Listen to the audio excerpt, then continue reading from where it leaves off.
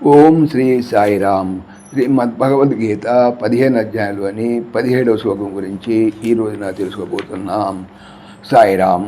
భగవానుడు గత శ్లోకములో ఇలా అన్నారు: ప్రపంచమునందు క్షరుడనియు అక్షరుడనియు ఇరువురు పురుషులు కలరు.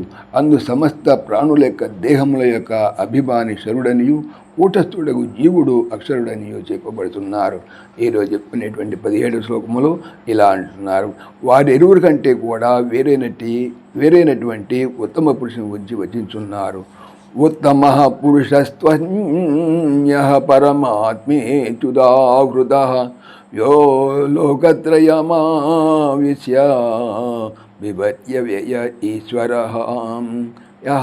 ఎవడు లోకత్రయం మూడు లోకములను ప్రవేశించి బిభర్తి భరించుతున్నాడో, అవ్యయ నాశరహితుడును, ఈశ్వర జగన్నియామకుడును, అన్య వెరైనవాడును, ఉత్తమ పురుష ఉత్తమ పురుషుడు లేదా పురుషోత్తముడు, పరమాత్మేతి పరమాత్మయని ఉదాహృత చెప్పబడి ఉన్నాడు. ఎవడు మూడు లోకములను ప్రవేశించి వానిని భరించుతున్నాడో అట్టి నాశరహితుడును, జగన్నియామకుడును, వేరైన వాడును ఉత్తమ పురుషుడు పరమాత్మయని చెప్పబడుతున్నాడు. సాయిరామ్.